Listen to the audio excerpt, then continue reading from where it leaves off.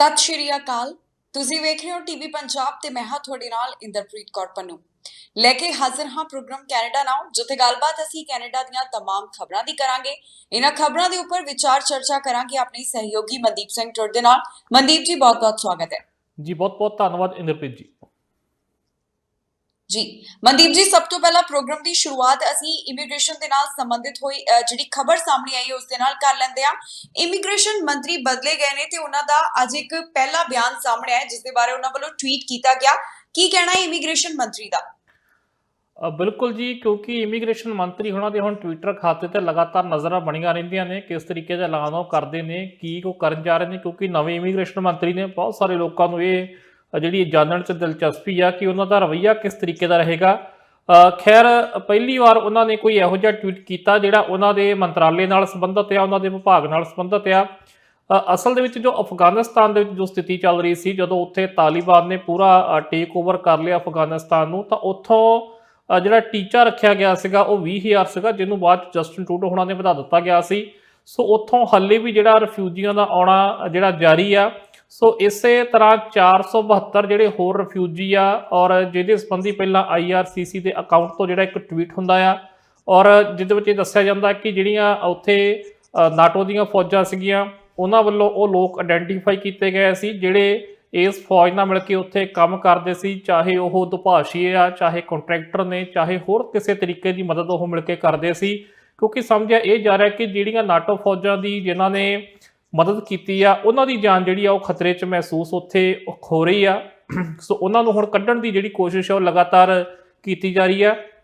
ਸੋ 472 ਜਿਹੜੇ ਹੋਰ ਯਾਤਰੀ ਨੇ ਉਹ ਇਸੇ ਹਫ਼ਤੇ ਜਿਹੜੇ ਉਹ ਕੈਨੇਡਾ ਲਿਆਂਦੇ ਗਏ ਨੇ, ਜਿਨ੍ਹਾਂ ਦੀ ਜਾਣਕਾਰੀ IRCC ਨੂੰ ਦਿੱਤੀ ਸੀ। ਤੇ ਉਸੇ ਹੀ ਟਵੀਟ ਨੂੰ ਜਿਹੜਾ ਵਾ ਰੀਟਵੀਟ ਕਰਦਿਆਂ, ਸ਼ੇਅਰ ਕਰਦਿਆਂ ਆਪਣੇ ਵਿਚਾਰ ਦਿੰਦਿਆਂ ਜਿਹੜੇ ਨਵੇਂ ਇਮੀਗ੍ਰੇਸ਼ਨ ਮੰਤਰੀ ਨੇ ਸੀਨ ਫਰੇਜ਼ਰ, ਜਿਨ੍ਹਾਂ ਦੀ ਤਸਵੀਰ ਇਸ ਵਕਤ ਨਾਲ ਸਕਰੀਨ ਤੇ ਆ ਰਹੀ ਆ, ਉਹਨਾਂ ਵੱਲੋਂ ਇਹ ਵੀ ਕਿਹਾ ਗਿਆ ਕਿ ਜਿੱਥੇ ਵੀ ਕਹਿੰਦੇ ਵੀ ਜਿਨ੍ਹਾਂ ਨੇ ਵੀ ਜਿਹੜੀ ਉੱਥੇ ਚਾਹੇ ਨਾਟੋ ਨਾਲ ਮਿਲ ਕੇ, ਚਾਹੇ ਕੈਨੇਡੀਅਨ ਫੋਰਸਸ ਨਾਲ ਮਿਲ ਕੇ ਅਫਗਾਨਿਸਤਾਨ ਮਿਸ਼ਨ ਤੇ ਜਿਨ੍ਹਾਂ ਵੀ ਲੋਕਾਂ ਨੇ ਮਦਦ ਕੀਤੀ ਆ, ਕਹਿੰਦੇ ਅਸੀਂ ਉੱਥੇ ਉਹਨਾਂ ਦੇ ਨਾਲ ਖੜੇ ਆ ਤੇ ਉਹਨਾਂ ਨੂੰ ਕੈਨੇਡਾ ਲਿਆ ਕੇ ਉਹਨਾਂ ਨੂੰ ਰੀਸੈਟਲ ਕਰਨ ਦਾ ਕੰਮ ਜਿਹੜਾ ਅਸੀਂ ਜਾਰੀ ਰੱਖਾਂਗੇ। ਸੋ ਇੱਕ ਅਸੀਂ ਕਹਿ ਸਕਦੇ ਹਾਂ ਕਿ ਸਕਾਰਾਤਮਕ ਟਿੱਪਣੀ ਜਿਹੜੀ ਪਹਿਲੀ ਉਹਨਾਂ ਨੇ ਕੀਤੀ ਆ ਅਫਗਾਨ ਤੋਂ, ਜਿਹੜਾ ਕਿਉਂਕਿ ਚੋਣਾਂ ਦੇ ਵਿੱਚ ਕਾਫੀ ਮੁਸ਼ੱਕਤ ਦਾ ਸਾਹਮਣਾ ਵੀ ਕਰਨਾ ਪਿਆ ਸੀ, ਮੁਸ਼ਕਲਾਂ ਖੜੀਆਂ ਹੋ ਗਈਆਂ ਸੀ, ਕਿਉਂਕਿ ਇੱਕ ਪਾਸਿਓਂ ਜਸਟਿਨ ਟਰੂਡੋ ਹੋਣਾ ਨੇ ਚੋਣਾਂ ਦਾ ਐਲਾਨ ਕਰਤਾ, ਦੂਜੇ ਪਾਸੇ ਅਫਗਾਨਿਸਤਾਨ ਦਾ ਮੁੱਦਾ ਖੜਾ ਹੋ ਗਿਆ, ਜਿੱਥੇ ਕੈਨੇਡੀਅਨ ਫੋਰਸਸ ਫਸੀਆਂ ਹੋਈਆਂ ਸੀ, ਜੋ ਉੱਥੇ ਜਿਸ ਤਰੀਕੇ ਦੇ ਤਣਾਅਪੂਰਨ ਹਾਲਾਤ ਬਣੇ ਹੋਏ ਸੀ, ਉਹਦੀ ਚਰਚਾ ਇੱਥੇ ਚੋਣਾਂ 'ਚ ਵੀ ਹੋ ਰਹੀ ਸੀਗੀ। ਸੋ ਹੁਣ ਉਦੋਂ ਵੀ ਲਗਾਤਾਰ ਜਿਹੜਾ ਤੇਜ਼ੀ ਨਾਲ ਕੰਮ ਕਰਨ ਦੀ ਕੋਸ਼ਿਸ਼ ਕੀਤੀ ਜਾ ਰਹੀ ਸੀਗੀ, ਉਦੋਂ ਵੀ ਉੱਥੋਂ ਲੋਕ ਕੱਢੇ ਜਾ ਰਹੇ ਸੀ, ਤੇ ਹੁਣ ਵੀ ਜਿਹੜਾ ਇਹ ਕੰਮ ਜਾਰੀ ਆ, ਜਿਹਦੀ ਜਾਣਕਾਰੀ ਦਿੰਦਿਆਂ ਪਹਿਲਾ ਆਪਣਾ ਟਵੀਟ ਜਿਹੜਾ ਵਾ, ਪਹਿਲਾ ਬਿਆਨ ਇਮੀਗ੍ਰੇਸ਼ਨ ਮੰਤਰੀ ਨੇ ਦਿੱਤਾ ਹੈ। ਜੀ ਮਨਦੀਪ ਜੀ, ਅਗਲੀ ਜਿਹੜੀ ਖਬਰ ਹੈ ਉਹ ਵੀ ਇਮੀਗ੍ਰੇਸ਼ਨ ਦੇ ਨਾਲ ਜੁੜੀ ਹੋਈ ਹੈ। ਕੱਲ ਤੋਂ ਜਿਹੜੇ ਕੈਨੇਡਾ ਦੇ ਵਿੱਚ ਯਾਤਰੀ ਆਉਣਗੇ ਉਹਨਾਂ ਨੂੰ ਨਵੇਂ ਨਿਯਮ ਦਾ ਸਾਹਮਣਾ ਕਰਨਾ ਪਵੇਗਾ। ਫੈਡਰਲ ਸਰਕਾਰ ਵੱਲੋਂ ਇਸ ਬਾਰੇ ਪਹਿਲਾਂ ਹੀ ਐਲਾਨ ਕਰ ਦਿੱਤਾ ਗਿਆ ਸੀ ਕਿ ਹੁਣ ਯਾਤਰੀਆਂ ਦੇ ਵਾਸਤੇ ਵੈਕਸੀਨ ਜ਼ਰੂਰੀ ਹੋਵੇਗੀ, ਚਾਹੇ ਉਹ ਹਵਾਈ ਸਫ਼ਰ ਕਰਨ, ਰੇਲ ਸਫ਼ਰ ਕਰਨ ਜਾਂ ਫਿਰ ਕਰੂਜ਼ ਯਾਤਰਾ ਕਰਨ। ਸੋ ਕੱਲ ਤੋਂ ਕਿਹੜੇ ਨਵੇਂ ਨਿਯਮ ਆਉਣਗੇ ਤੇ ਜਿਨ੍ਹਾਂ ਵੱਲੋਂ ਇੱਕ ਵੈਕਸੀਨ ਹਾਸਲ ਕੀਤੀ ਗਈ ਹੈ ਉਹਨਾਂ ਬਾਰੇ ਕੀ ਜਾਣਕਾਰੀ ਸਾਹਮਣੇ ਆਈ ਹੈ? ਬਿਲਕੁਲ ਜੀ, ਕਿਉਂਕਿ ਵੈਸੇ ਤਾਂ ਪਹਿਲਾਂ ਤੋਂ ਵੀ ਇਹ ਜ਼ੋਰ ਦਿੱਤਾ ਜਾ ਰਿਹਾ ਕਿ ਜਿਹੜੇ ਲੋਕ ਕੈਨੇਡਾ ਆ ਰਹੇ ਨੇ ਇਸ ਵਕਤ, ਉਹਨਾਂ ਦੇ ਵੈਕਸੀਨ ਜਿਹੜੀ ਲੱਗੀ ਹੋਣੀ ਜ਼ਰੂਰੀ ਆ। ਔਰ ਹੁਣ ਕਿਉਂਕਿ ਪਿਛਲੇ ਅਸੀਂ ਦੇਖਿਆ ਸਮੇਂ ਦੇ ਵਿੱਚ ਕਿ ਪ੍ਰੂਫ ਆਫ ਵੈਕਸੀਨੇਸ਼ਨ ਜਿਹੜਾ, ਜਾਂ ਅਸੀਂ ਵੈਕਸੀਨ ਪਾਸਪੋਰਟ ਕਹਿ ਸਕਦੇ ਹਾਂ, ਉਹ ਵੀ ਫੈਡਰਲ ਸਰਕਾਰ ਨੇ ਜਾਰੀ ਕਰ ਦਿੱਤਾ ਆ। ਔਰ ਕੈਨੇਡਾ ਦੇ ਵਿੱਚ ਵੀ ਉਹਨਾਂ ਨੇ ਵੱਖ-ਵੱਖ ਥਾਵਾਂ 'ਤੇ ਟਾਈਮਲਾਈਨ ਦਿੱਤੀ ਹੋਈ ਸੀ, ਚਾਹੇ ਫੈਡਰਲ ਵਰਕਰ ਸੀ, ਚਾਹੇ ਹੋਰ ਕਾਮੇ ਹੋਣ, ਕਿ 30 ਅਕਤੂਬਰ ਤੱਕ ਜਿਹੜੇ ਆ ਉਹ ਸਾਰਿਆਂ ਦੇ ਜਿਹੜੀ ਵੈਕਸੀਨ ਉਹ ਲੱਗੀ ਹੋਣੀ ਲਾਜ਼ਮੀ ਆ। ਸੋ ਹੁਣ ਕੱਲ੍ਹ ਤੋਂ ਕਿਸੇ ਵੀ ਰਸਤੇ ਤੁਸੀਂ ਜੇਕਰ ਕੈਨੇਡਾ 'ਚ ਦਾਖਲ ਹੁੰਦੇ ਹੋ, ਹਾਲਾਂਕਿ ਅਮਰੀਕਾ ਤੋਂ ਤਾਂ ਪਹਿਲਾਂ ਵੀ ਉਹਨਾਂ ਨੂੰ ਐਂਟਰੀ ਦਿੱਤੀ ਜਾ ਰਹੀ ਹੈ ਜਿਨ੍ਹਾਂ ਦੇ ਵੈਕਸੀਨ ਲੱਗੀ ਹੋਈ ਆ, ਪਰ ਫਿਰ ਵੀ ਜਿਨ੍ਹਾਂ ਦੇ ਨਹੀਂ ਲੱਗੀ ਹੋਈ ਸੀ ਵੈਕਸੀਨ, ਉਹਨਾਂ ਨੂੰ ਫਿਰ ਕੁਆਰੰਟੀਨ ਜਿਹੜਾ ਕਰਨਾ ਪੈਂਦਾ ਸੀ, ਜੇਕਰ ਉਹ ਕਿਸੇ ਹਾਲਾਤਾਂ ਵਿੱਚ ਉਹਨਾਂ ਨੂੰ ਆਉਣ ਦੀ ਮਨਜ਼ੂਰੀ ਮਿਲਦੀ ਵੀ ਸੀ, ਚਾਹੇ ਕਿਸੇ ਹੋਰ ਪਾਸਿਓਂ ਵੀ। ਪਰ ਕੱਲ੍ਹ ਤੋਂ ਜਿਹੜਾ ਇਹ ਕਰ ਦਿੱਤਾ ਗਿਆ ਕਿ ਜਿਨ੍ਹਾਂ ਦੇ ਵੈਕਸੀਨ ਲੱਗੀ ਹੋਵੇਗੀ, ਜੋ ਹੈਲਥ ਕੈਨੇਡਾ ਤੋਂ ਅਪਰੂਵ ਆ, ਚਾਹੇ ਉਹ ਕੈਨੇਡੀਅਨ ਲੋਕ ਬਾਹਰ ਗਏ ਹੋਣ, ਚਾਹੇ ਕੋਈ ਬਾਹਰਲਾ ਵਿਦੇਸ਼ੀ ਯਾਤਰੀ ਕੈਨੇਡਾ ਆ ਰਿਹਾ ਹੋਵੇ, ਸਾਰਿਆਂ ਦੀ ਜਿਹੜੀ ਵੈਕਸੀਨ ਆ ਉਹ ਲੱਗੀ ਹੋਣੀ ਲਾਜ਼ਮੀ ਆ। ਇਹਦੇ ਨਾਲ ਹੀ ਜਿਹੜਾ ਤੁਸੀਂ ਸਵਾਲ ਕੀਤਾ ਕਿ ਜਿਨ੍ਹਾਂ ਦੇ ਇੱਕ ਜਿਹੜੀ ਜੇਕਰ ਡੋਜ਼ ਲੱਗੀ ਆ ਉਹ ਆ ਸਕਣਗੇ ਜਾਂ ਨਹੀਂ, ਉਹਨਾਂ ਨੂੰ 29 ਨਵੰਬਰ ਤੱਕ ਜਿਹੜਾ ਵਾ ਉਹ ਰਾਹਤ ਦਿੱਤੀ ਗਈ ਆ, ਜੇਕਰ ਉਹਨਾਂ ਦਾ ਵੈਕਸੀਨੇਸ਼ਨ ਪ੍ਰੋਸੈਸ ਸ਼ੁਰੂ ਹੋ ਚੁੱਕਾ ਆ, ਭਾਵ ਕਿ ਇੱਕ ਡੋਜ਼ ਉਹਨਾਂ ਦੇ ਲੱਗ ਚੁੱਕੀ ਆ, ਦੂਜੀ ਹਲੇ ਲੱਗਣੀ ਆ, ਤਾਂ ਉਹ ਹਲੇ ਯਾਤਰਾ ਕਰ ਸਕਦੇ ਨੇ, ਪਰ ਉਹਨਾਂ ਨੂੰ ਵੀ ਪ੍ਰੂਫ ਆਫ ਵੈਕਸੀਨੇਸ਼ਨ ਦਿਖਾਉਣਾ ਪਵੇਗਾ, ਕਿਉਂਕਿ ਉਹਦੇ ਤੇ ਆ ਜਾਂਦਾ ਹੈ ਕਿ ਪਾਰਸ਼ਲੀ ਵੈਕਸੀਨੇਸ਼ਨ, ਔਰ ਜੇਕਰ ਤੁਹਾਡੇ ਦੋਨੇ ਟੀਕੇ ਲੱਗੇ ਹੋਏ ਆ ਤਾਂ ਫਿਰ ਉੱਥੇ ਫੁੱਲੀ ਵੈਕਸੀਨੇਸ਼ਨ ਦਾ ਆ ਜਾਂਦਾ, ਜਿਵੇਂ BC ਦੇ ਵਿੱਚ ਅਸੀਂ ਦੇਖਿਆ। ਸੋ ਉਸ ਤਰੀਕੇ ਨਾਲ 29 ਨਵੰਬਰ ਤੱਕ ਉਹ ਵੀ ਪਾਰਸ਼ਲੀ ਵੈਕਸੀਨ ਵਾਲੇ ਵੀ ਜਿਹੜੇ ਆ ਉਹ ਅਪਰੂਵ ਕੀਤੇ ਜਾਣਗੇ, ਪਰ 29 ਨਵੰਬਰ ਤੋਂ ਬਾਅਦ ਜਿਹੜੇ ਆ ਫਿਰ ਤੁਹਾਡੇ ਦੋਨੇ ਜਿਹੜੇ ਟੀਕੇ ਆ 12 ਸਾਲ ਤੋਂ ਉੱਪਰ ਦੀ ਉਮਰ ਵਾਲਿਆਂ ਲਈ ਇਹ ਲਾਗੂ ਹੁੰਦਾ ਆ, ਕਿਉਂਕਿ ਉਦੋਂ ਘੱਟ ਵਾਲਿਆਂ ਦੇ ਹਲੇ ਵੈਕਸੀਨ ਲੱਗਣੀ ਸ਼ੁਰੂ ਹੋਣੀ ਆ। 12 ਸਾਲ ਤੋਂ ਉੱਪਰ ਜਿਸ ਦੀ ਵੀ ਉਮਰ ਆ ਉਹਦੇ ਦੋਵੇਂ ਟੀਕੇ ਲੱਗੇ ਹੋਣੇ ਜਿਹੜੇ ਉਹ ਲਾਜ਼ਮੀ ਹੋਣਗੇ। ਇਸੇ ਤਰੀਕੇ ਨਾਲ ਹੁਣ ਤੁਸੀਂ ਜੇਕਰ ਕੈਨੇਡਾ ਦੇ ਵਿੱਚ ਟ੍ਰੇਨ 'ਚ ਸਫ਼ਰ ਕਰਨਾ ਆ, ਚਾਹੇ ਲੋਕਲ ਇੱਥੇ ਕਿਸੇ ਫਲਾਈਟ 'ਚ ਜਹਾਜ਼ 'ਚ ਬੈਠਣਾ ਸਫ਼ਰ ਕਰਨਾ ਆ, ਜਾਂ ਹੋਰ ਤੁਸੀਂ ਕਿਤੇ ਵੀ ਜਾਣਾ ਹੈ, ਤਾਂ ਸਾਰੇ ਥਾਵਾਂ ਤੇ ਪ੍ਰੂਫ ਆਫ ਵੈਕਸੀਨੇਸ਼ਨ ਜਿਹੜਾ ਯਾਤਰਾ ਲਈ ਉਹ ਜ਼ਰੂਰੀ ਆ। ਔਰ ਖਾਸ ਕਰਕੇ ਜੇਕਰ ਤੁਹਾਡੇ ਆਪਣੇ ਸੂਬੇ ਵਿੱਚ ਆ ਤੁਸੀਂ, ਤਾਂ ਉੱਥੇ ਵੱਖ-ਵੱਖ ਸੂਬਿਆਂ ਨੇ ਆਪਣੇ ਪੱਧਰ ਤੇ ਵੀ ਕੀਤੇ ਆ, ਔਰ ਜੇਕਰ ਤੁਸੀਂ ਆਪਣੇ ਸੂਬੇ ਤੋਂ ਬਾਹਰ ਆ ਤਾਂ ਤੁਸੀਂ ਫੈਡਰਲ ਜਿਹੜਾ ਵੈਕਸੀਨੇਸ਼ਨ ਪ੍ਰੂਫ ਆ ਜਾਂ ਵੈਕਸੀਨ ਪਾਸਪੋਰਟ ਆ ਉਹ ਦਿਖਾ ਕੇ ਯਾਤਰਾ ਕਰ ਸਕਦੇ ਹੋ। ਜੀ ਮਨਦੀਪ ਜੀ, ਪਰ ਯਾਤਰੀਆਂ ਨੂੰ ਕਈ ਤਰ੍ਹਾਂ ਦੀ ਪਰੇਸ਼ਾਨੀ ਦਾ ਵੀ ਸਾਹਮਣਾ ਕਰਨਾ ਪੈ ਰਿਹਾ ਹੈ। ਹੁਣ ਜਿਹੜੇ ਫੁੱਲੀ ਵੈਕਸੀਨੇਟਡ ਯਾਤਰੀ ਨੇ ਕੈਨੇਡਾ ਆਉਣ ਵਾਲੇ, ਉਹਨਾਂ ਵੱਲੋਂ ਇੱਕ ਮੰਗ ਕੀਤੀ ਜਾ ਰਹੀ ਹੈ। ਕਹਿੰਦੇ ਕਿ ਜਦੋਂ ਅਸੀਂ PCR ਟੈਸਟ ਕਰਵਾਉਂਦੇ ਹਾਂ ਤੇ ਸਾਨੂੰ ਇਸ ਦੇ ਕਰਕੇ ਜ਼ਿਆਦਾ ਪੈਸੇ ਦੇਣੇ ਪੈਂਦੇ ਨੇ। ਜੇ ਅਸੀਂ ਫੁੱਲੀ ਵੈਕਸੀਨੇਟਡ ਹਾਂ ਤੇ ਇਹ ਜਿਹੜੀ ਰਿਕੁਆਇਰਮੈਂਟ ਹੈ ਇਸ ਨੂੰ ਹਟਾਇਆ ਜਾਣਾ ਚਾਹੀਦਾ ਹੈ। ਜੀ ਬਿਲਕੁਲ ਜੀ, ਕਿਉਂਕਿ ਇੱਕ ਤਾਂ ਤੁਹਾਡੇ ਵੈਕਸੀਨ ਲੱਗੀ ਹੋਣੀ ਲਾਜ਼ਮੀ ਆ, ਦੂਜਾ ਤੁਸੀਂ ਜਿਹੜਾ ਟੈਸਟ ਕਰਵਾ ਕੇ ਆਉਣਾ ਆ।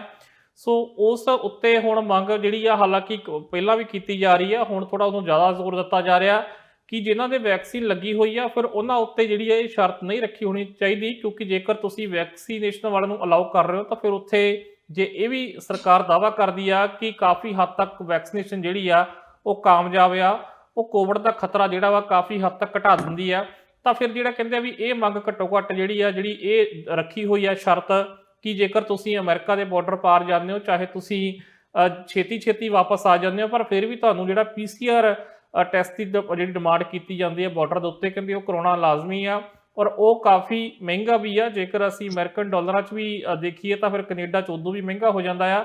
ਸੋ ਇਸ ਕਰਕੇ ਇਹ ਮੰਗ ਰੱਖੀ ਜਾ ਰਹੀ ਹੈ ਕਿ ਖਰਚਾ ਹੀ ਵੱਧ ਜਾਂਦਾ ਹੈ। ਔਰ ਪਿਛਲੇ ਦਿਨੀ ਜੌਨ ਹੌਰਗਨ ਜਿਹੜੇ ਆ, ਹੁਣ ਤਾਂ ਖੈਰ ਉਹ ਥੋੜਾ ਆਰਾਮ ਤੇ ਗਏ ਹੋਏ ਨੇ, ਇਲਾਜ ਲਈ ਗਏ ਹੋਏ ਨੇ, ਪਰ ਪਿਛਲੇ ਦਿਨ ਹੀ ਉਹਨਾਂ ਨੇ ਇੱਥੇ ਰਾਊਂਡ ਟੇਬਲ ਕੀਤਾ ਸੀ ਪੰਜਾਬੀ ਮੀਡੀਆ ਨਾਲ, ਤਾਂ ਉੱਥੇ ਉਹਨਾਂ ਨੇ ਕਿਹਾ ਸੀ ਕਿ ਉਹ ਜਸਟਿਨ ਟਰੂਡੋ ਅੱਗੇ ਮਸਲਾ ਚੁੱਕਣਗੇ ਕਿ ਜੇਕਰ ਕੋਈ ਵਿਅਕਤੀ ਇੱਕ ਦਿਨ ਦੇ ਵਿੱਚ ਹੀ ਬਾਰਡਰ ਪਾਰ ਇੱਧਰੋਂ ਜਾ ਰਿਹਾ ਤੇ ਉਹ ਵਾਪਸ ਆ ਰਿਹਾ 12 ਘੰਟਿਆਂ ਦੀ ਜਾਂ 36 ਘੰਟੇ, ਤਾਂ ਫਿਰ ਉਹਨੂੰ ਦੁਬਾਰਾ ਜਿਹੜਾ ਟੈਸਟ ਕਰਾਉਣਾ ਪਊਗਾ। ਤਾਂ ਕਹਿੰਦੇ ਵੀ ਬਹੁਤੀ ਕੋਈ ਸੈਂਸ ਨਹੀਂ ਬਣਦੀ ਤੇ ਮਹਿੰਗਾ ਬਹੁਤ ਜ਼ਿਆਦਾ ਪੈ ਰਿਹਾ। ਸੋ ਇਸ ਕਰਕੇ ਉਹ ਕਹਿੰਦੇ ਕਿ ਆਪਣੇ ਪੱਧਰ ਤੇ ਉਹ ਜ਼ਰੂਰ ਇਹ ਮਸਲਾ ਚੱਕਣਗੇ। ਖੈਰ ਹੁਣ ਉਹ ਥੋੜਾ ਇਲਾਜ ਲਈ ਗਏ ਹੋਏ ਨੇ, ਆਰਾਮ ਤੇ ਗਏ ਹੋਏ ਨੇ, ਦੇਖਦੇ ਹਾਂ ਕਿ ਉਸ ਤੋਂ ਮਗਰੋਂ ਜਿਹੜੇ ਉਹਨਾਂ ਦੀ ਥਾਂ ਹੁਣ ਜ਼ਿੰਮੇਵਾਰੀ ਸੰਭਾਲ ਰਹੇ ਨੇ, ਜਿਨ੍ਹਾਂ ਨੂੰ ਹੁਣ ਕਾਰਜਕਾਲ ਦਿੱਤਾ ਗਿਆ ਸਾਰਾ ਕੰਮਕਾਜ ਸੂਬੇ ਦਾ, ਕਿ ਉਹ ਇਸ ਮਸਲੇ ਨੂੰ ਚੱਕਦੇ ਕਿ ਨਹੀਂ ਚੱਕਦੇ। ਪਰ ਇਹ ਕਾਫੀ ਹੱਦ ਤੱਕ ਡਿਮਾਂਡ ਜਿਹੜੀ ਹੋ ਰਹੀ ਆ ਕਿ ਜਿਨ੍ਹਾਂ ਦੇ ਵੈਕਸੀਨ ਲੱਗੀ ਹੋਈ ਆ ਉਹਨਾਂ ਦੇ ਇਹ ਟੈਸਟ ਨਹੀਂ ਹੋਣੇ ਚਾਹੀਦੇ। ਜੀ ਮਨਦੀਪ ਜੀ, ਪ੍ਰਧਾਨ ਮੰਤਰੀ ਜਸਟਿਨ ਟਰੂਡੋ ਆਪਣੀ G ਸਮਿਟ ਦੇ ਵਿੱਚ ਸ਼ਾਮਲ ਹੋਣ ਦੇ ਵਾਸਤੇ 6 ਦਿਨਾਂ ਦੇ ਦੌਰੇ ਦੇ ਉੱਪਰ ਗਏ ਹੋਏ ਨੇ। ਨੀਦਰਲੈਂਡ ਦੇ ਵਿੱਚ ਉਹ ਪਹੁੰਚੇ ਤੇ ਇੱਥੋਂ ਉਹਨਾਂ ਵੱਲੋਂ ਆਪਣੇ ਵਿਚਾਰ ਸਾਂਝੇ ਕੀਤੇ ਗਏ ਨੇ। ਇੱਥੋਂ ਪ੍ਰਧਾਨ ਮੰਤਰੀ ਜਸਟਿਨ ਟਰੂਡੋ ਵੱਲੋਂ ਕਿਹੜੀ ਜਾਣਕਾਰੀ ਜਾਂ ਫਿਰ ਕਿਹੜੇ ਵਿਚਾਰ ਸਾਂਝੇ ਕੀਤੇ ਗਏ ਨੇ? ਬਿਲਕੁਲ, ਉੱਥੇ ਕਿਉਂਕਿ ਸਭ ਤੋਂ ਪਹਿਲਾਂ ਨੀਦਰਲੈਂਡ ਪਹੁੰਚੇ ਨੇ। ਇਸ ਵਕਤ ਨੀਦਰਲੈਂਡ ਦੇ ਵਿੱਚ ਉਹਨਾਂ ਨੇ ਜਿਹੜੇ ਉੱਥੇ ਦੇ ਪਾਰਲੀਮੈਂਟ ਦੇ ਨੁਮਾਇੰਦੇ ਨੇ ਉਹਨਾਂ ਨੂੰ ਸੰਬੋਧਨ ਕੀਤਾ, ਔਰ ਉੱਥੇ ਆਪਣੇ ਕੁਝ ਉਹਨਾਂ ਨੇ ਵਿਚਾਰ ਪੇਸ਼ ਕੀਤੇ ਜਸਟਿਨ ਟਰੂਡੋ ਹੋਣਾ ਨੇ। ਔਰ ਖਾਸ ਤੌਰ ਤੇ ਉਹਨਾਂ ਨੇ ਇੱਕ ਗੱਲ ਤੇ ਜ਼ੋਰ ਦਿੱਤਾ, ਕਹਿੰਦੇ ਵੀ ਜਿਹੜੀ ਗਲਤ ਜਾਣਕਾਰੀ ਆ ਜਾਂ ਡਿਸਇਨਫੋਰਮੇਸ਼ਨ ਜਿਹੜੀ ਆ, ਕਹਿੰਦੇ ਵੀ ਇਹ ਜਿਹੜੀ ਇਸ ਵਕਤ ਇਕੋਨਮੀ ਆ ਵਰਲਡ ਦੇ ਵਿੱਚ, ਔਰ ਇਹਦੇ ਨਾਲ ਜਿਹੜੀ ਡੈਮੋਕ੍ਰੇਸੀ ਨੇ, ਜਿਹੜੇ ਲੋਕਤੰਤਰ ਨੇ, ਉਹਨਾਂ ਲਈ ਬਹੁਤ ਵੱਡਾ ਖਤਰਾ ਆ। ਔਰ ਕਹਿੰਦੇ ਵੀ ਜਿਹੜਾ ਇਹ ਫਲੋ ਆ ਵੱਖੋ ਵੱਖਰੇ ਸਰੋਤਾਂ ਦੇ ਰਾਹੀਂ ਜਿਹੜਾ ਫੈਲਾਇਆ ਜਾਂਦਾ ਆ ਇੱਕ ਦੂਜੇ ਦੇ ਖਿਲਾਫ, ਕਹਿੰਦੇ ਕਿ ਇਹਨੂੰ ਰੋਕਣ ਦੀ ਬਹੁਤ ਜ਼ਿਆਦਾ ਲੋੜ ਆ। ਔਰ ਖਾਸ ਕਰਕੇ ਉਹਨਾਂ ਨੇ ਕਿਹਾ ਕਿ ਜਿਸ ਤਰੀਕੇ ਨਾਲ ਹਾਲਾਂਕਿ ਖੁੱਲ੍ਹ ਕੇ ਤਾਂ ਬਹੁਤਾ ਨਹੀਂ ਬੋਲੇ, ਪਰ ਇਹ ਵੀ ਮਾਹਰਾਂ ਵੱਲੋਂ ਦੱਸਿਆ ਜਾਂਦਾ ਕਿ ਜਦੋਂ ਉਹਨਾਂ ਦੀ ਸਾਰੇ ਉਸ ਭਾਸ਼ਣ ਦਾ ਉਹ ਨਿਚੋੜ ਕੱਢਦੇ ਆ, ਕਿਤੇ ਨਾ ਕਿਤੇ ਜੋ ਚਾਈਨਾ ਵੱਲੋਂ ਜੋ ਗਤੀਵਿਧੀਆਂ ਕੀਤੀਆਂ ਜਾ ਰਹੀਆਂ ਨੇ ਉਹਦੇ ਉੱਤੇ ਵੀ ਉਹਨਾਂ ਨੇ ਤੰਜ ਕੱਸਿਆ ਔਰ ਦੁਨੀਆ ਨੂੰ ਇੱਕ ਹੋਣ ਦੀ ਗੱਲ ਕੀਤੀ ਆ। ਔਰ ਖਾਸ ਕਰਕੇ ਨੀਦਰਲੈਂਡ ਤੇ ਕੈਨੇਡਾ ਦੇ ਰਿਸ਼ਤਿਆਂ ਸੰਬੰਧੀ ਵੀ ਉੱਥੇ ਉਹਨਾਂ ਨੇ ਖਾਸ ਤੌਰ ਤੇ ਜ਼ਿਕਰ ਕੀਤਾ ਔਰ ਉੱਥੇ ਕਾਫੀ ਨਿੱਘਾ ਸਵਾਗਤ ਹੋਇਆ। ਪਰ ਜਿਹੜਾ ਉਹਨਾਂ ਨੇ ਨੁਕਤਾ ਚੁੱਕਿਆ ਕਿ ਜਿਹੜੀ ਡਿਸਇਨਫੋਰਮੇਸ਼ਨ ਆ, ਇਹ ਅਸੀਂ ਦੇਖਦੇ ਹਾਂ ਕਿ ਹੋਰ ਵੀ ਬਹੁਤ ਜਿੰਨੇ ਵੱਡੇ ਲੋਕਤੰਤਰ ਨੇ, ਚਾਹੇ ਅਮਰੀਕਾ ਦੀ ਗੱਲ ਕਰ ਲਈਏ, ਚਾਹੇ ਭਾਰਤ ਦੀ ਗੱਲ ਕਰ ਲਈਏ, ਚਾਹੇ ਹੋਰ ਕਿਸੇ ਮੁਲਕ ਦੀ ਗੱਲ ਕਰ ਲਈਏ, ਬਹੁਤ ਥਾਵਾਂ 'ਤੇ ਗਲਤ ਜਾਣਕਾਰੀ ਫੈਲਾ ਕੇ ਕਈ ਵਾਰੀ ਚੋਣਾਂ ਨੂੰ ਪ੍ਰਭਾਵਿਤ ਕਰਨ ਦੀ ਕੋਸ਼ਿਸ਼ ਕੀਤੀ ਜਾਂਦੀ ਆ। ਜਿਵੇਂ ਅਮਰੀਕਾ ਦੇ ਵਿੱਚ ਦੋਸ਼ ਲੱਗੇ ਸੀ ਜਾਂ ਹੋਰਨਾਂ ਮੁਲਕਾਂ ਦੇ ਵਿੱਚ। ਸੋ ਲੱਗਦਾ ਕਿ ਉਸੇ ਨੁਕਤੇ ਨੂੰ ਇੱਕ ਵਾਰ ਜਿਹੜਾ ਦੁਨੀਆ ਦੇ ਸਾਹਮਣੇ ਜਸਟਿਨ ਟਰੂਡੋ ਉੱਥੇ ਜਾ ਕੇ ਰੱਖ ਰਹੇ ਨੇ। ਜੀ ਮਨਦੀਪ ਜੀ, ਇੱਕ ਮਾਮਲਾ ਸਾਹਮਣੇ ਆਇਆ ਸੀ ਜਿੱਥੇ ਇੱਕ ਗਰਭਵਤੀ ਔਰਤ ਦਾ ਕਤਲ ਕਰਕੇ ਉਸਦੀ ਲਾਸ਼ ਸਾੜ ਕੇ ਨਦੀ ਕਿਨਾਰੇ ਸੁੱਟੀ ਗਈ ਸੀ। ਸਾਬਕਾ ਅਧਿਆਪਕ ਸਨ ਜਿਨ੍ਹਾਂ ਵੱਲੋਂ ਅਜਿਹਾ ਕੀਤਾ ਗਿਆ, ਪਤੀ ਸਨ ਔਰਤ ਦੇ ਤੇ ਮੁਖਤਿਆਰ ਉਹਨਾਂ ਨੂੰ ਜੋ ਸਜ਼ਾ ਹੋਈ ਸੀ ਉਸ ਤੋਂ ਬਾਅਦ ਹੁਣ ਖਬਰ ਸਾਹਮਣੇ ਆ ਰਹੀ ਹੈ ਕਿ ਉਹਨਾਂ ਨੂੰ ਕੁਝ ਘੰਟਿਆਂ ਦੇ ਵਾਸਤੇ ਪੈਰੋਲ ਦੇ ਉੱਪਰ ਛੱਡਿਆ ਗਿਆ ਹੈ, ਉਹਨਾਂ ਨੂੰ ਆਰਜ਼ੀ ਛੁੱਟੀ ਦਿੱਤੀ ਗਈ ਹੈ। ਸੋ ਇਸ ਬਾਰੇ ਅਸੀਂ ਤੁਹਾਡੇ ਤੋਂ ਵਧੇਰੇ ਜਾਣਕਾਰੀ ਹਾਸਲ ਕਰਨਾ ਚਾਹੁੰਦੇ ਹਾਂ। ਬਿਲਕੁਲ ਜੀ, ਇਹ ਕਾਫੀ ਚਰਚਿਤ ਮਾਮਲਾ ਸੀ। 2006 ਦੇ ਵਿੱਚ ਹੋਇਆ ਸੀ। ਮੁਖਤਿਆਰ ਪੰਗਾਲੀ ਇਸ ਵਿਅਕਤੀ ਦਾ ਨਾਮ ਆ, ਜਿਹਦੀ ਉਮਰ ਇਸ ਵਕਤ 49 ਸਾਲ ਦੀ ਆ। ਔਰ ਉਸ ਵਕਤ ਜੋ ਇਹ ਤੇ ਦੋਸ਼ ਜਿਹੜੇ ਉਹ ਸਾਬਤ ਹੋਏ ਸੀ, ਉਹਦੇ ਅਨੁਸਾਰ ਜਿਹੜਾ ਆਪਣੀ ਗਰਭਵਤੀ ਔਰਤ ਦਾ ਕਤਲ ਕਰਕੇ ਉਸ ਤੋਂ ਬਾਅਦ ਜਿਹੜੀ ਆ ਉਹਦੀ ਲਾਸ਼ ਨੂੰ ਜਿਹੜਾ ਸੀ ਸਾੜ ਕੇ ਨਦੀ 'ਚ ਸੁੱਟ ਦਿੱਤਾ ਗਿਆ ਸੀਗਾ। ਔਰ ਕਾਫੀ ਚਰਚਾ ਹੋਈ ਸੀ। ਔਰ ਉਸ ਤੋਂ ਬਾਅਦ ਖੁਦ ਇਹ ਵਿਅਕਤੀ ਜਿਹੜਾ ਸੀ ਉਹ ਮੀਡੀਆ ਦੇ ਅੱਗੇ ਆਇਆ ਔਰ ਮੀਡੀਆ ਦੇ ਅੱਗੇ ਰੋ ਕੇ ਜਿਹੜਾ ਸੀ ਇਹਨੇ ਮਦਦ ਦੀ ਮੰਗ ਕੀਤੀ ਸੀ ਕਿ ਉਹਦੀ ਪਤਨੀ ਕਿਤੇ ਲਾਪਤਾ ਹੋ ਗਈ ਆ। ਪਰ ਜਦੋਂ ਪੁਲਿਸ ਨੇ ਇਸ ਮਾਮਲੇ ਦੀ ਜਾਂਚ ਸ਼ੁਰੂ ਕੀਤੀ ਤਾਂ ਇੱਕ ਵੀਡੀਓ ਫੁਟੇਜ ਜਿਹੜੀ ਸੀ ਉਹ ਇਸ ਵਿਅਕਤੀ ਦੀ ਮਿਲੀ, ਜਿਹਦੇ ਵਿੱਚ ਇਹ ਕੁਝ ਸ਼ੱਕੀ ਵਸਤਾਂ ਜਿਹੜੀਆਂ ਖਰੀਦ ਰਿਹਾ ਸੀ। ਇੱਕ ਸਟੋਰ ਦੇ ਉੱਤੋਂ ਕੁਝ ਇਹਨੇ ਮਾਚਿਸ ਜਾਂ ਕੁਝ ਹੋਰ ਚੀਜ਼ਾਂ ਖਰੀਦੀਆਂ ਜਿਨ੍ਹਾਂ ਦਾ ਉਸ ਵਾਰਦਾਤ ਨਾਲ ਸੰਬੰਧ ਸੀ। ਉਸ ਤੋਂ ਬਾਅਦ ਫਿਰ ਪੁਲਿਸ ਨੇ ਜਦੋਂ ਪੂਰੇ ਮਾਮਲੇ ਦੀ ਪੈੜ ਨੱਪੀ ਤਾਂ ਇਹ ਵਿਅਕਤੀ ਨੇ ਆਪਣਾ ਦੋਸ਼ ਜਿਹੜਾ ਸੀ ਕਬੂਲ ਕਰ ਲਿਆ, ਜਿਸ ਤੋਂ ਲੈ ਕੇ ਹੁਣ ਤੱਕ ਇਹ ਜੇਲ੍ਹ ਦੇ ਵਿੱਚ ਆ। ਸੋ ਹੁਣ ਜਿਹੜੀ ਆ ਉਹਨੂੰ ਕੁਝ ਘੰਟਿਆਂ ਦੀ ਅਸੀਂ ਕਹਿ ਸਕਦੇ ਹਾਂ 8 ਘੰਟੇ ਦੀ ਦੱਸਿਆ ਜਾ ਰਿਹਾ। ਜੋ ਜਾਣਕਾਰੀ ਆਈ ਆ ਕਿ ਜਿਹੜੀ ਪੈਰੋਲ ਆ ਉਹ ਮਿਲਣ ਜਾ ਰਹੀ ਆ। ਸੋ ਉਸ ਦੌਰਾਨ ਹਾਲਾਂਕਿ ਕੁਝ ਸ਼ਰਤਾਂ ਵੀ ਜਿਹੜੀਆਂ ਉਹ ਰੱਖੀਆਂ ਗਈਆਂ ਨੇ ਕਿ ਜਿਵੇਂ ਕਿ ਸ਼ਰਾਬ ਨਹੀਂ ਪੀ ਸਕਦਾ ਜਾਂ ਕੁਝ ਹੋਰ ਇਸ ਤਰੀਕੇ ਦੀਆਂ ਜੋ ਕਾਨੂੰਨੀ ਤੌਰ ਤੇ ਰੱਖੀਆਂ ਗਈਆਂ ਨੇ। ਜੇਕਰ ਕਿਸੇ ਨੂੰ ਮਿਲਣਾ ਹੈ ਤਾਂ ਉਹਦੀ ਜਾਣਕਾਰੀ ਵੀ ਦੇਣੀ ਪਊਗੀ। ਔਰ 8 ਘੰਟੇ ਹਾਲਾਂਕਿ ਨਿਗਰਾਨੀ ਰਹਿਤ ਹੋਊਗੀ, ਨਿਗਰਾਨੀ ਕੋਈ ਨਹੀਂ ਰੱਖੀ ਜਾਊਗੀ। ਸੋ ਇਹਨੂੰ ਇੱਕ ਪ੍ਰੋਸੈਸ ਵੀ ਹੌਲੀ ਹੌਲੀ ਮੰਨਿਆ ਜਾਂਦਾ ਕਿ ਜੇਕਰ ਕੋਈ ਗੰਭੀਰ ਇਲਜ਼ਾਮ ਨੇ ਕਿਸੇ ਦੇ ਤੇ ਉਸ ਤੋਂ ਬਾਅਦ ਉਹਦਾ ਜੇਲ੍ਹ ਦੇ ਵਿੱਚ ਬਿਹੇਵੀਅਰ ਕਿਸ ਤਰੀਕੇ ਦਾ ਆ, ਜਦੋਂ ਪਰੋਲ ਮਿਲਦੀ ਹੈ ਉਸ ਤੋਂ ਪਹਿਲਾਂ ਉਹਦੇ ਜਿਹੜੇ ਜੇਲ੍ਹ ਅਧਿਕਾਰੀ ਆ ਉਹਨਾਂ ਤੋਂ ਉਹਦਾ ਬਿਹੇਵੀਅਰ ਪੁੱਛਿਆ ਜਾਂਦਾ ਕਿ ਕਿਸ ਤਰੀਕੇ ਨਾਲ, ਕੀ ਇਹਦੇ ਕੋਈ ਭੱਜਣ ਦੇ ਰਿਸਕ ਤਾਂ ਨਹੀਂ ਜਾਂ ਕੁਝ ਹੋਰ। ਜੇਕਰ ਅਸੀਂ ਉਹਨੂੰ ਜੇਲ੍ਹ ਤੋਂ ਬਾਹਰ ਕੱਢਦੇ ਹਾਂ ਤਾਂ ਕੀ ਕਿਸੇ ਹੋਰ ਆਮ ਪਬਲਿਕ ਨੂੰ ਕੋਈ ਰਿਸਕ ਤਾਂ ਨਹੀਂ ਕਿ ਉਹਨਾਂ ਨੂੰ ਨੁਕਸਾਨ ਪਹੁੰਚਾਵੇਗਾ। ਜਦੋਂ ਉਹ ਰਿਪੋਰਟ ਆਉਂਦੀ ਆ ਵੀ ਉਹ ਬਿਹੇਵੀਅਰ ਨੂੰ ਉਹਦੇ ਨੂੰ ਜਿਹੜਾ ਅਬਜ਼ਰਵ ਕੀਤਾ ਜਾਂਦਾ, ਉਸ ਤੋਂ ਬਾਅਦ ਫਿਰ ਇਹ ਪਰੋਲ ਮਿਲਦੀ ਆ। ਔਰ ਜਦੋਂ ਇੱਕ ਵਾਰ ਮਿਲਦੀ ਆ ਫਿਰ ਇਹ ਮੰਨਿਆ ਜਾਂਦਾ ਕਿ ਹੌਲੀ ਹੌਲੀ ਰਸਤਾ ਖੁੱਲ੍ਹ ਜਾਂਦਾ ਆ ਤੇ ਇਹ ਵੀ ਹੋ ਸਕਦਾ ਕਿ ਆਉਣ ਵਾਲੇ ਸਾਲਾਂ ਵਿੱਚ ਪੂਰੇ ਤਰੀਕੇ ਨਾਲ ਕੁਝ ਨਾ ਕੁਝ ਜਿਹੜੀ ਰਿਹਾਈ ਹੋ ਸਕੇ। ਸੋ ਪਰ ਇਹਦੇ ਬਾਰੇ ਪੱਕਾ ਨਹੀਂ ਕਿਹਾ ਜਾ ਸਕਦਾ, ਡਿਪੈਂਡ ਕਰਦਾ ਕਿ ਜਦੋਂ ਪਰੋਲ ਤੇ ਆਉਂਦੇ ਆ ਤਾਂ ਉਹਨਾਂ ਦਾ ਰਵੱਈਆ ਕਿਸ ਤਰੀਕਾ ਰਹਿੰਦਾ ਆ। ਪਰ ਇਹ ਬਹੁਤ ਚਰਚਿਤ ਮਾਮਲਾ ਸੀਗਾ, ਬਹੁਤ ਦਰਦਨਾਕ ਸੀ, ਕਿਉਂਕਿ ਪਤਨੀ ਜਿਹੜੀ ਸੀ ਜਿਹਦਾ ਕਤਲ ਹੋਇਆ ਸੀ ਉਹ ਗਰਭਵਤੀ ਸੀਗੀ ਔਰ ਇੱਕ ਨਦੀ 'ਚ ਉਹਦੇ ਅਵਸ਼ੇਸ਼ ਜਿਹੜੇ ਉਹ ਮਿਲੇ ਸੀ, ਜਿਸ ਤੋਂ ਬਾਅਦ ਇਸ ਮਾਮਲੇ ਦੀ ਜਾਂਚ ਜਿਹੜੀ ਆ ਉਹ ਸ਼ੁਰੂ ਹੋਈ ਸੀ। ਸੋ ਮਾਮਲਾ ਇੱਕ ਵਾਰੀ ਫੇਰ ਹੁਣ ਚਰਚਾ ਵਿੱਚ ਆ। ਜੀ ਮਨਦੀਪ ਜੀ, ਇੱਕ ਇੰਡੀਜੀਅਸ ਭਾਈਚਾਰੇ ਦੇ ਨਾਲ ਸੰਬੰਧਿਤ ਮੁਆਵਜ਼ੇ ਦੀ ਗੱਲ ਹੈ, ਉਸ ਦੇ ਬਾਰੇ ਵੀ ਅੱਜ ਤਾਜ਼ਾ ਜਾਣਕਾਰੀ ਸਾਹਮਣੇ ਆਈ ਹੈ। ਇਸ ਦੇ ਬਾਰੇ ਜਗਮੀਤ ਸਿੰਘ ਵੱਲੋਂ ਵੀ ਇੱਕ ਕਹਿ ਲਈਏ ਕਿ ਬਿਆਨ ਜਾਰੀ ਕੀਤਾ ਗਿਆ ਹੈ, ਉਹਨਾਂ ਵੱਲੋਂ ਵੀ ਇਸ ਬਾਰੇ ਵਿਚਾਰ ਰੱਖੇ ਗਏ ਨੇ। ਸੋ ਇਸ ਬਾਰੇ ਤੁਹਾਡੇ ਤੋਂ ਜਾਣਕਾਰੀ ਹਾਸਲ ਕਰਨਾ ਚਾਹਾਂਗੀ। ਬਿਲਕੁਲ ਜੀ, ਇਹ ਮਾਮਲਾ ਜਿਹੜਾ ਹੈਗਾ ਆ, ਹਾਲਾਂਕਿ ਇਹ ਤਾਂ ਜਸਟਿਨ ਟਰੂਡੋ ਹੋਣਾ ਦੇ ਪ੍ਰਧਾਨ ਮੰਤਰੀ ਬਣਨ ਤੋਂ ਪਹਿਲਾਂ ਦਾ ਮਾਮਲਾ ਆ, ਜਿਹਦੇ ਵਿੱਚ ਸਰਕਾਰ ਨੂੰ, ਫੈਡਰਲ ਸਰਕਾਰ ਨੂੰ ਇਹ ਹੁਕਮ ਹੋਏ ਸੀਗੇ ਕਿ ਉਹ ਘੱਟੋ ਘੱਟ ਜੋ ਇੱਕ ਇੰਡੀਜੀਅਸ ਚਿਲਡਰਨ ਆ ਉਹਨਾਂ ਨੂੰ ਜਿਹੜਾ ਵਾ ਉਹ 40,000 ਦੇ ਕਰੀਬ ਜਿਹੜਾ ਵਾ ਵੱਧ ਤੋਂ ਵੱਧ, ਜਾਂ ਕਿਸੇ ਨੇ ਇਸ ਤੋਂ ਘੱਟ ਵੀ ਹੋਊਗਾ ਪਰ ਵੱਧ ਤੋਂ ਵੱਧ $40,000 ਦਾ ਜਿਹੜਾ ਆ ਉਹ ਮੁਆਵਜ਼ਾ ਦਵੇ, ਜੋ ਉਹਨਾਂ ਦੇ ਨਾਲ ਜੋ ਧੱਕੇਸ਼ਾਹੀ ਹੋਈ ਸੀ ਜਾਂ ਕਿਸ ਤਰੀਕੇ ਦਾ ਜੋ ਵਰਤਾਵ ਕੀਤਾ ਗਿਆ ਸੀਗਾ। ਔਰ ਉਸ ਮਾਮਲੇ ਵਿੱਚ ਜਿਹੜਾ ਅਸੀਂ ਹੁਣ ਜਗਮੀਤ ਸਿੰਘ ਤਾਂ ਇਹ ਪੈਰਵਾਈ ਕਰ ਰਹੇ ਸੀਗੇ ਵੀ ਇਸ ਤਰੀਕੇ ਦਾ ਕੁਝ ਨਾ ਕਰੇ। ਜੋ ਫੈਸਲਾ ਆਇਆ ਵਾ ਫੈਡਰਲ ਸਰਕਾਰ ਦੇ ਖਿਲਾਫ ਆਇਆ, ਉਹਨੂੰ ਸਰਕਾਰ ਨੂੰ ਜਿਹੜਾ ਉਹ ਮੰਨਣਾ ਚਾਹੀਦਾ ਹੈ। ਤੇ ਜਿਹੜੇ ਮੁਆਵਜ਼ੇ ਦੀ ਜੋ ਰਕਮ ਤੈਅ ਕੀਤੀ ਹੈ ਜਗਮੀਤ ਸਿੰਘ ਵੱਲੋਂ ਲਗਾਤਾਰ ਇਹ ਮੰਗ ਕੀਤੀ ਜਾ ਰਹੀ ਸੀ। ਚੋਣਾਂ 'ਚ ਵੀ ਇਹ ਜਿਹੜਾ ਸੀ ਉਹ ਲਗਾਤਾਰ ਮਾਮਲਾ ਉਠਾਉਂਦੇ ਸੀ ਕਿ ਜਸਟਿਨ ਟਰੂਡੋ ਨੂੰ ਜਿਹੜੇ ਇੰਡੀਜੀਅਸ ਬੱਚੇ ਨੇ ਉਹਨਾਂ ਨੂੰ ਅਦਾਲਤ ਦੇ ਵਿੱਚ ਨਹੀਂ ਘਸੀਟਣਾ ਚਾਹੀਦਾ, ਕਿਉਂਕਿ ਇਸ ਮਸਲੇ ਉੱਤੇ ਜਿਹੜੀ ਜਸਟਿਨ ਟਰੂਡੋ ਦੀ ਸਰਕਾਰ ਹੈ ਉਹ ਕੇਸ ਲੜ ਰਹੀ ਆ। ਪਰ ਇਸ ਤਰੀਕੇ ਨਾਲ ਨਹੀਂ ਹੋਇਆ ਔਰ ਫੈਡਰਲ ਸਰਕਾਰ ਨੇ ਇੱਕ ਵਾਰੀ ਫੇਰ ਜਿਹੜੀ ਆ ਫੈਡਰਲ ਕੋਰਟ ਦੇ ਵਿੱਚ ਜਿਹੜੀ ਅਪੀਲ ਹੈ ਉਹ ਪਾਉਣ ਦਾ ਫੈਸਲਾ ਲੈ ਕੇ ਇਸ ਮਾਮਲੇ ਨੂੰ ਦੁਬਾਰਾ ਵਿਚਾਰਨ ਲਈ ਉਹ ਅਪੀਲ ਕਰਨਗੇ, ਜਿਹਦੇ ਉੱਤੇ ਪ੍ਰਤੀਕਿਰਿਆ ਆਈ ਹੈ ਕਿ ਇਹ ਕੰਮ ਜਿਹੜਾ ਜਸਟਿਨ ਟਰੂਡੋ ਦੀ ਸਰਕਾਰ ਨੇ ਨਹੀਂ ਕੀਤਾ ਔਰ ਉਹਨਾਂ ਨੂੰ ਇਹ ਫੈਸਲਾ ਮੰਨਣਾ ਜਿਹੜਾ ਸੀ ਉਹ ਚਾਹੀਦਾ ਸੀ। ਸੋ ਜਗਮੀਤ ਸਿੰਘ ਵੱਲੋਂ ਇਸ ਫੈਸਲੇ ਦੀ ਆਲੋਚਨਾ ਜਿਹੜੀ ਉਹ ਕੀਤੀ ਜਾ ਰਹੀ ਹੈ। ਜੀ ਮਨਦੀਪ ਜੀ, ਫੈਡਰਲ ਸਰਕਾਰ ਵੱਲੋਂ ਪ੍ਰੂਫ ਆਫ ਵੈਕਸੀਨੇਸ਼ਨ ਦੇ ਬਾਰੇ ਐਲਾਨ ਕੀਤਾ ਗਿਆ, ਪਰ ਉਸ ਤੋਂ ਬਾਅਦ ਪਤਾ ਚੱਲਿਆ ਸੀ ਕਿ ਬ੍ਰਿਟਿਸ਼ ਕੋਲੰਬੀਆ ਦੇ ਵਿੱਚ ਅਜੇ ਇਹ ਉਪਲਬਧ ਨਹੀਂ ਹੋਇਆ। ਤੇ ਹੁਣ ਇਸ ਬਾਰੇ ਕੀ ਜਾਣਕਾਰੀ ਸਾਹਮਣੇ ਆ ਰਹੀ ਹੈ ਬ੍ਰਿਟਿਸ਼ ਕੋਲੰਬੀਆ ਦੇ ਵਿੱਚ ਇਸ ਫੈਡਰਲ ਵੈਕਸੀਨੇਸ਼ਨ ਸਿਸਟਮ ਦੇ ਨਾਲ ਲੈ ਕੇ? ਬਿਲਕੁਲ ਜੀ, ਕਿਉਂਕਿ ਪਿਛਲੇ ਕੁ ਹਫ਼ਤੇ ਮੈਨੂੰ ਲੱਗਦਾ ਆਪਾਂ ਜਾਣਕਾਰੀ ਦਿੱਤੀ ਸੀ ਜਦੋਂ ਜਸਟਿਨ ਟਰੂਡੋ ਹੋਣਾ ਨੇ ਪ੍ਰੈਸ ਕਾਨਫਰੰਸ ਕਰਕੇ ਜਾਣਕਾਰੀ ਦਿੱਤੀ ਸੀ ਕਿ ਜਿਹੜਾ ਵੈਕਸੀਨ ਪਾਸਪੋਰਟ ਆ ਫੈਡਰਲ ਵੱਲੋਂ ਜਾਂ ਪ੍ਰੂਫ ਆਫ ਵੈਕਸੀਨੇਸ਼ਨ ਆ, ਇਹ ਦੋ ਹੀ ਸ਼ਬਦ ਵਰਤੇ ਜਾ ਰਹੇ ਨੇ। ਇਹ ਜਿਹੜਾ ਵਾ ਲਾਗੂ ਕਰ ਦਿੱਤਾ ਗਿਆ ਔਰ ਬਹੁਤ ਸਾਰੀਆਂ ਪ੍ਰੋਵਿੰਸਸ ਦੇ ਵਿੱਚ ਉਸੇ ਦਿਨ ਜਿਹੜਾ ਸੀ ਇਹ ਆਨਲਾਈਨ ਅਵੇਲੇਬਲ ਹੋ ਗਿਆ ਸੀ, ਪਰ BC ਵਿੱਚ ਇਹ ਅਵੇਲੇਬਲ ਨਹੀਂ ਹੋਇਆ ਸੀ ਕਿਉਂਕਿ ਹੁਣ 30 ਅਕਤੂਬਰ ਤੋਂ ਇਹ ਲਾਗੂ ਹੋਣ ਜਾ ਰਿਹਾ। ਹੁਣ ਜੇਕਰ BC ਦੇ ਕਿਸੇ ਵਿਅਕਤੀ ਨੇ BC ਤੋਂ ਬਾਹਰ ਜਾਣਾ ਆ ਜਾਂ ਕਿਤੇ ਯਾਤਰਾ ਕਰਨੀ ਆ, ਕਿਸੇ ਟ੍ਰੇਨ 'ਚ ਬੈਠਣਾ ਆ, ਕਿਤੇ ਵੀ ਜਾਣਾ ਆ, ਤਾਂ ਉੱਥੇ ਹੋ ਸਕਦਾ ਕਿ ਜਿਹੜਾ BC the proof of vaccination ਆ ਉੱਥੇ ਨਾ ਚੱਲੇ, ਤਾਂ ਉੱਥੇ ਫਿਰ ਉਹਨਾਂ ਨੂੰ ਜਿਹੜਾ ਵਾ ਫੈਡਰਲ ਦਾ ਜਿਹੜਾ ਪ੍ਰੂਫ ਆਫ ਵੈਕਸੀਨੇਸ਼ਨ ਆ ਉਹ ਦਿਖਾਉਣਾ ਪਵੇਗਾ। ਸੋ BC ਵਿੱਚ ਵੀ ਹੁਣ ਇਹ ਅਵੇਲੇਬਲ ਹੋ ਗਿਆ। ਸੋ ਜਿੱਥੋਂ ਜਿਵੇਂ ਤੁਸੀਂ BC the proof of vaccination ਜਿਹੜਾ ਸੀ ਉਹ ਪ੍ਰਾਪਤ ਕੀਤਾ ਸੀ, ਉਸੇ ਤਰੀਕੇ ਨਾਲ ਤੁਸੀਂ ਆਨਲਾਈਨ ਜਾ ਕੇ ਜਾਂ ਆਪਣੀ ਜਿਹੜੀ ਐਪ ਆ, ਜਿਹੜੀ ਐਪ ਦੇ ਰਾਹੀਂ ਤੁਸੀਂ ਸਰਵਿਸ ਐਪ ਆ ਉਹਦੇ ਰਾਹੀਂ ਜਿਹੜਾ ਵਾ ਤੁਸੀਂ ਇਹ ਪ੍ਰੂਫ ਆਫ ਵੈਕਸੀਨੇਸ਼ਨ ਹਾਸਲ ਕੀਤਾ ਸੀ BC ਦਾ, ਉਸੇ ਰਾਹੀਂ ਹੁਣ ਜਾ ਕੇ ਤੁਸੀਂ federal the proof of vaccination ਜਿਹੜਾ ਆ ਉਹ ਹਾਸਲ ਕਰ ਸਕਦੇ ਹੋ, ਜਿਹਦਾ ਤੁਹਾਨੂੰ ਉੱਥੇ ਇੱਕ ਫਾਰਮੈਟ ਵੀ ਦੱਸਿਆ ਜਾਂਦਾ ਕਿ ਇਸ ਤਰੀਕੇ ਦਾ ਹੋਵੇਗਾ ਔਰ ਇਹਦੇ ਵਿੱਚ ਤੁਹਾਡੀ ਤਸਵੀਰ ਨਹੀਂ ਹੋਵੇਗੀ, ਤੁਹਾਡੀ ਕੋਈ ਪੁਰਾਣੀ ਜਾਂ ਹੋਰ ਇਸ ਤੋਂ ਇਲਾਵਾ ਕੋਈ ਜਿਹੜੀ ਮੈਡੀਕਲ ਹਿਸਟਰੀ ਆ ਉਹ ਨਹੀਂ ਹੋਵੇਗੀ। ਸਿਰਫ ਤੇ ਸਿਰਫ ਉਹਦੇ ਵਿੱਚ ਜਦੋਂ ਤੁਹਾਡੇ ਵੈਕਸੀਨ ਲੱਗੀ ਆ ਉਹਦੀਆਂ ਤਰੀਕਾਂ ਤੇ ਕਿਹੜੀ ਵੈਕਸੀਨ ਲੱਗੀ ਉਸ ਸੰਬੰਧੀ ਡਾਟਾ ਹੋਵੇਗਾ। ਸੋ ਉਹ ਜਿਹੜਾ ਹੁਣ BC ਵਿੱਚ ਵੀ ਅਵੇਲੇਬਲ ਹੋ ਗਿਆ, ਜਿਹਨੂੰ ਲੋਕ ਆਨਲਾਈਨ ਜਾ ਕੇ ਹੁਣ ਪ੍ਰਾਪਤ ਕਰ ਸਕਦੇ ਨੇ।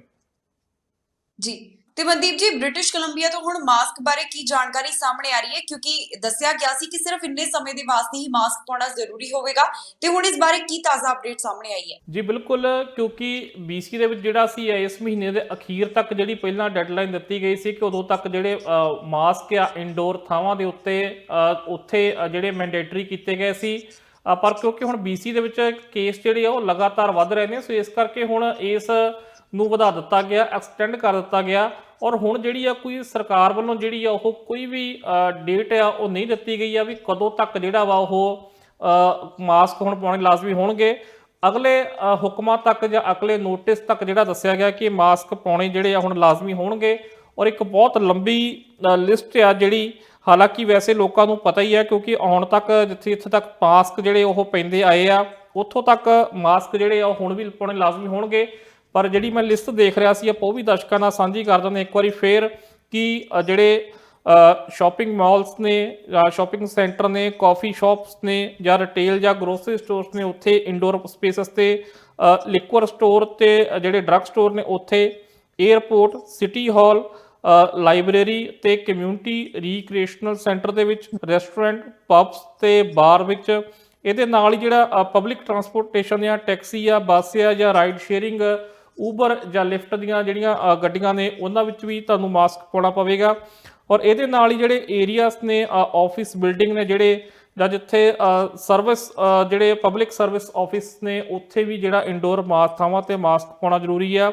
ਇਹਦੇ ਨਾਲ ਹੀ ਕਾਮਨ ਏਰੀਆ ਆਫ ਸਪੋਰਟਸ ਤੇ ਫਿਟਨੈਸ ਸੈਂਟਰ ਉਹਦੇ ਵਿੱਚ ਵੀ, ਜਿਵੇਂ ਜਿਮ ਵਗੈਰਾ ਵਿੱਚ। ਔਰ ਇਹਦੇ ਨਾਲ ਹੀ ਜਿਹੜੇ ਆ ਪੋਸਟ ਸੈਕੰਡਰੀ ਇੰਸਟੀਟਿਊਸ਼ਨ ਤੇ ਨਾਨ ਪ੍ਰੋਫਿਟ ਜਿਹੜੀਆਂ ਆਰਗੇਨਾਈਜੇਸ਼ਨਸ ਆ, ਇਹਨਾਂ ਥਾਵਾਂ ਉੱਤੇ ਵੀ ਜਿਹੜਾ ਵਾ ਮਾਸਕ ਪਾਉਣਾ ਲਾਜ਼ਮੀ। ਔਰ ਇਹਦੇ ਨਾਲ ਹੀ ਇਨਸਾਈਡ ਸਕੂਲ ਫॉर ਆਲ ਕੇ 12 ਜਿਹੜੇ ਸਟਾਫ ਆ ਅਤੇ ਵਿਜ਼ਟਰ ਆ, ਸਟੂਡੈਂਟ ਆ, ਉਹਨਾਂ ਸਾਰਿਆਂ ਲਈ ਜਿਹੜਾ ਮਾਸਕ ਪਾਉਣਾ ਉਹ ਲਾਜ਼ਮੀ ਹਲੇ ਕੀਤਾ ਗਿਆ ਤੇ ਤਰੀਕ ਕੋਈ ਨਹੀਂ ਦਿੱਤੀ ਗਈ ਕਦੋਂ ਤੱਕ ਆ। ਅਗਲੇ ਨੋਟਿਸ ਤੱਕ ਦੱਸਿਆ ਗਿਆ ਕਿ ਮਾਸਕ ਪਾਉਣਾ ਲਾਜ਼ਮੀ ਆ। ਜੀ, ਤੇ ਮਨਦੀਪ ਜੀ, ਬ੍ਰਿਟਿਸ਼ ਕੋਲੰਬੀਆ ਤੋਂ ਹੈਲੋਵਿਨ ਦੇ ਬਾਰੇ ਕਿਹੜੀ ਜਾਣਕਾਰੀ ਸਾਹਮਣੇ ਆ ਰਹੀ ਹੈ? ਕਿਉਂਕਿ ਤਿਉਹਾਰ ਨੇੜੇ ਹੈ ਤੇ ਹੁਣ ਇਸ ਪ੍ਰੋਵਿੰਸ ਦੇ ਵਿੱਚ ਇਸ ਬਾਰੇ ਕਿਹੜੀਆਂ ਹਦਾਇਤਾਂ ਜਾਰੀ ਕੀਤੀਆਂ ਗਈਆਂ ਨੇ? ਬਿਲਕੁਲ ਜੀ, ਜਿਹੜੀਆਂ ਹਦਾਇਤਾਂ ਤਾਂ ਹੈਗੀਆਂ ਨੇ ਕਿ ਜੇਕਰ ਇੰਡੋਰ ਮਨਾ ਰਹੇ ਹੋ ਤਾਂ ਜੇਕਰ ਕੋਈ ਅਜਿਹਾ ਵਿਅਕਤੀ ਤੁਹਾਡੇ ਨਾਲ ਤੁਹਾਡੇ ਪਰਿਵਾਰ 'ਚ ਮਨਾ ਰਿਹਾ ਕਿ ਜਿਹਦੇ ਵੈਕਸੀਨ ਨਹੀਂ ਲੱਗੀ ਤਾਂ ਉਹਦੇ ਲਈ ਵੀ ਜਿਹੜਾ ਤੁਹਾਨੂੰ ਅਹਿਤਿਆਤ ਵਰਤਣਾ ਜ਼ਰੂਰੀ ਆ।